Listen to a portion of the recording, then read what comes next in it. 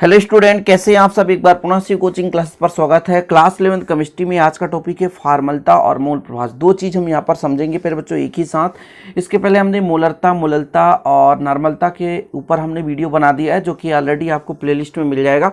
Playlist आप लोग visit कर लेना। प्लेलिस्ट में जाएंगे तो आपको क्रम से सारे वीडियोज मिल जाएंगे। आप चैप्टर 1 पढ़ रहे हैं, क्लास 11th केमिस्ट्री में बेसिक से करा रहा हूँ। उम्मीद करता हूँ आप लोग पहली बार दिए आए होंगे तो चैनल को सब्सक्राइब जरूर कर लेंगे, क्योंकि यदि आप बेहतर रूप से पढ़ते हैं प्यारे बच्चों तो आपको भटकने की जरूरत नहीं है, आपको पूरा बेसिक के साथ कराया जाएगा। चलिए शुरू करते हैं।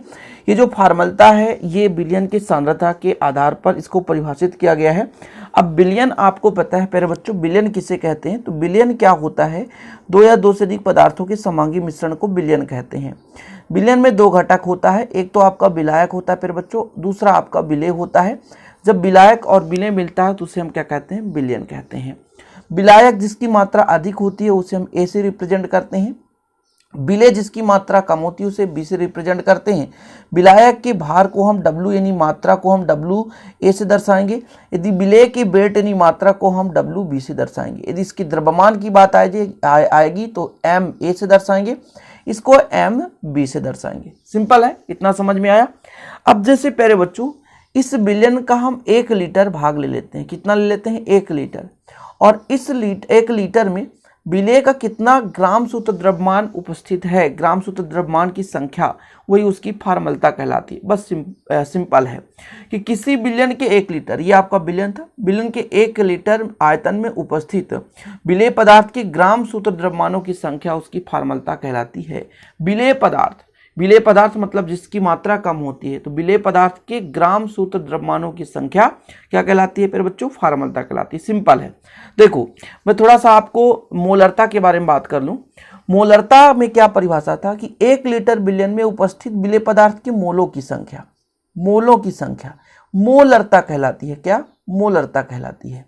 और जब 1000 ग्राम विलायक में आ जाए, 1000 ग्राम विलायक में उपस्थित विलेय पदार्थ के मोलों की संख्या, तो वो मोललता कहलाती है। ठीक है, देखो 1 लीटर बिलियन में उपस्थित मोलों की संख्या मोलरता कहलाती है।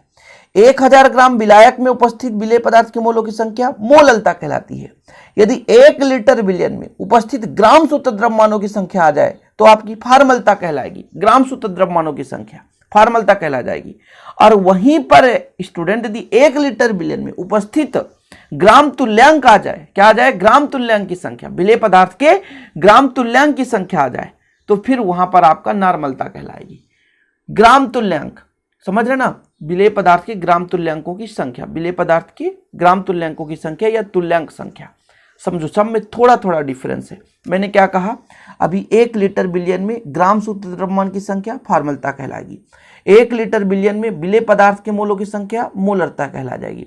1000 ग्राम विलायक में विलेय के मोलों की संख्या मोललता कहला जाएगी। लेकिन 1 लीटर बिलियन में उपस्थित ग्राम तुल्यांकों की संख्या नॉर्मलता कहलाती है। ये आपको पता होना चाहिए। फार्मूला आप देख सकते हैं। देखो क्वेश्चन क्या बोला है, 1 लीटर बिलियन है, बिलियन में क्या होना चाहिए आपका, यहाँ पे ग्राम सूत्र द्रव्यमान होना चाहिए। तो कैसे निकालेंगे फार्मूला, यहाँ पे मैं निकालता हूँ फार्मलता बराबर। देखिएगा थोड़ा फार्मूला आपको रटना पड़ेगा, इसलिए मैं समझा दूं। क्या बोला है, बिलियन का लीटर में आयतन, यानी बिलियन के 1 लीटर आयतन में। तो यहाँ पर आप लिखो बिलियन का लीटर में आयतन। किसमें, कभी कभी छोटा ली मिलेगा, कभी कभी बुक में बड़ा ली मिलेगा, आप कंफ्यूज मत होना। लीटर में आयतन, 1 लीटर आयतन में क्या भैया, विलेय पदार्थ के ग्राम सूत्र द्रव्यमानों की संख्या, विलेय के ग्राम सूत्र द्रव्यमानों की संख्या। अब यहां से थोड़ा आपको समझना है, ग्राम सूत्र द्रव्यमान क्या है, ग्राम सूत्र द्रव्यमान क्या है, ये आपको निकालना पड़ेगा। तो इसके लिए अपन करते क्या है, देखिएगा जरा, विलेय के ग्राम सूत्र द्रव्यमान, तो विलेय के ग्राम सूत्र द्रव्यमान की संख्या है विलेय की मात्रा बटे विलेय का संख्या निकाल रहे हैं ना, विलेय का ग्राम सूत्र द्रव्यमान, यानी विलेय की मात्रा में हम यदि प्यारे बच्चों द्रव्यमान का भाग दे देते हैं तो आपका निकल आ जाता है द्रव्यमान की संख्या। अब देखो यदि लीटर है तो बिलियन का यदि मिलीलीटर में बदल दें, मिलीलीटर में आयतन, तो फिर देखिएगा जरा, जब भी मिलीलीटर को लीटर में बदलते हैं तो 1000 का भाग देते हैं। यदि हम मिलीलीटर में लिखें तो इसमें 1000 का भाग देंगे जो कि ऊपर जाकर गुणा हो जाएगा। जब भी हम मिलीलीटर को लीटर में यदि बदलना चाहें तो 1000 का भाग देंगे, और 1000 का भाग देंगे तो नीचे नहीं रहेगा, ऊपर जाकर मल्टीप्लाई हो जाएगा। ऊपर जाकर मल्टीप्लाई हो गया तो अरे भैया विलेय की मात्रा को हमने कहा ना WB से दर्शाएंगे। ये ग्राम सूत्र द्रव्यमान है इसलिए इसको हम FM से दर्शाते हैं, ठीक है, गुणे 1000 बटे आपका भी जो है ml में, इसमें ml में। ये आपका फार्मूला आ गया। क्या आ गया? फार्मूला। ठीक है ना, जरूरी है ना फार्मूला। आप कहोगे सर कहाँ से आ गया, इसको रटना पड़ेगा क्या? तो यहाँ पर देख सकते हो WB विलेय की मात्रा हो गई, FB ग्राम सूत्र द्रव्यमान हो गया, अणुभार जिसे बोलेंगे, विलेय का मिलीलीटर में आयतन भी हो गया, ठीक है, भी ml लिखा गया। तो ये आपका आ गया फार्मलता, यानी किसी बिलियन के 1 लीटर आयतन में उपस्थित ग्राम सूत्र द्रव्यमानों की संख्या बिलियन की नॉर्मलता कहलाती है। अब इसके बाद हम बात करेंगे प्यारे बच्चों मोल प्रभाज, क्योंकि मोल प्रभाज हम आपको पढ़ाने ही वाले थे। हमारा आज का 2 टॉपिक है, क्या क्या भैया? एक आपका फार्मलता जो आपने पढ़ लिया। अब हम बात करेंगे किसकी? मोल प्रभाज की। तो सबसे पहले मैंने बिलियन बताया भैया कि बिलियन किसे कहते हैं? 2 या 2 से अधिक पदार्थों के समांगी मिश्रण को बिलियन कहते हैं। थोड़ा समझिएगा, बिलियन जो होता है 2 या 2 से अधिक पदार्थों के समांगी मिश्रण को बिलियन कहते हैं। बिलियन 2 भागों से मिलकर बना होता है। एक आपका होता है विलायक और एक होता है आपका विलेय, ठीक है। देखो जरा, यदि हम इसके वेट की बात करें तो WA, यदि हम इसको A बोलेंगे, इसको B, वेट की बात करें WA, और यदि हम द्रव्यमान की बात करें तो आपका प्यारे बच्चों हो जाएगा MA। यदि इसके वेट की बात करें, मात्रा की बात करें तो WB, यदि इसके मास यानी द्रव्यमान की बात करें तो MB। थोड़ा समझिएगा, बिल्कुल सिंपल है। अब देखो प्यारे बच्चों, यदि मैंने कहा कि A के मोलों की संख्या Na हो तो मोलों की संख्या क्या होता है? वेट बटे मास, वेट बटे मास। यदि मैं B के मोलों की संख्या तो B का वेट WB बटे मास MB, ये होता है वेट बटे मास, वेट अपॉन मास। ये मोलों की संख्या निकाली जाती है। अब जब बिलियन में 2 घटक था तो ये तो निकल कर आ गया। वहीं पे यदि मैं कह देता बिलियन में 3 घटक हैं, A, B और C, तब हम Na निकालते तो कैसे निकालता जानते हैं? WA अपान MA ऐसे निकालते। यदि NB निकालते बच्चा लोग तो अपना हो जाता WB अपान MB। यदि हम NC निकालते बच्चा लोग तो कितना हो जाता है? WC अपान NC MC। मतलब प्यारे बच्चों, जितना भी उसका वेट होगा, जितना उसका द्रव्यमान होगा, इन दोनों का डिवाइड कर देंगे तो मोलों की संख्या निकल कर आ जाएगी। तो बिलियन में एक भी घटक हो सकता है, मतलब एक से अधिक घटक हो सकते हैं, तो 2 भी हो सकता है, 3 भी हो सकता है, 4 भी हो सकता है, क्योंकि बिलियन 2 या 2 से अधिक पदार्थों के समांगी मिश्रण को हम बिलियन कहते हैं। ये चीज समझे आप। अब मोल प्रभाज में क्या होता है कि जैसे हमारे पास 3 घटक हैं, कितने घटक हैं? 3 घटक हैं, तो हमको मोल प्रभाज निकालना है। जैसे प्यारे बच्चों, हम A का मोल प्रभाज निकालना चाहते हैं, किसका? A का। तो A का मोल की जो संख्या है ऊपर रखेंगे और नीचे सभी के संख्या Na, Nb और Nc। मतलब जिस भी घटक का मोल प्रभाज निकालना है उस घटक का मोल का संख्या और समस्त घटकों के मोल की संख्या का अनुपात आपका क्या कहलाता है?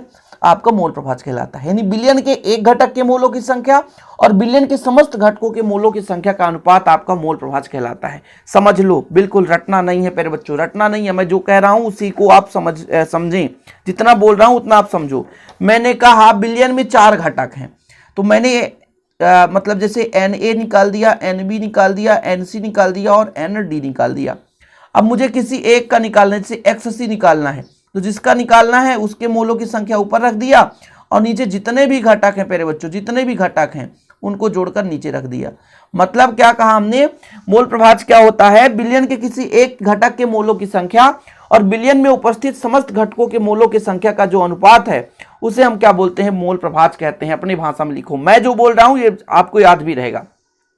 इसमें 2 चीज हम लेकर चल रहे हैं। ये परिभाषा है कि बिलियन में विलेय तथा विलायक, विलायक है, ठीक है, ये विलायक के मोलों की संख्या का अनुपात, या यहां पे थोड़ा सा बिलियन ही रहने दो यहाँ पे थोड़ा सा, क्योंकि क्या बोल के रखा है, जैसे देखिएगा थोड़ा मैं आपको समझाऊंगा। बिले तथा बिलियन के मूलों की संख्या का अनुपात या बिलायक तथा बिलियन के मूलों की संख्या का अनुपात मोल प्रभाज कहलाता है। ये आपका किताबी भाषा है। अब देखो बिलियन का मतलब ये हो जाता है, बिले मतलब कोई एक घटक होगा, बिलायक मतलब कोई एक घटक होगा, और बिलियन मतलब हो जाता है समस्त घटक। यदि बिले मतलब किसी एक घटक और बिलियन मतलब समस्त घटक के मोलों की संख्या का अनुपात, बिलायक भी एक ही घटक होगा और बिलियन जो हो जाएगा उसमें समस्त घटक होंगे। तो आप ऐसा याद करो कि बिलियन में किसी एक घटक के मोलों की संख्या और बिलियन में उपस्थित समस्त घटकों के मोलों की संख्या का अनुपात आपका मोल प्रभाज कहलाता है। जैसे बिलियन में हम दो घटक लेकर चल रहे हैं, ए और बी। बिलियन में दो घटक हैं ए और बी, जिनके मोलों की संख्या एन ए और एन बी है।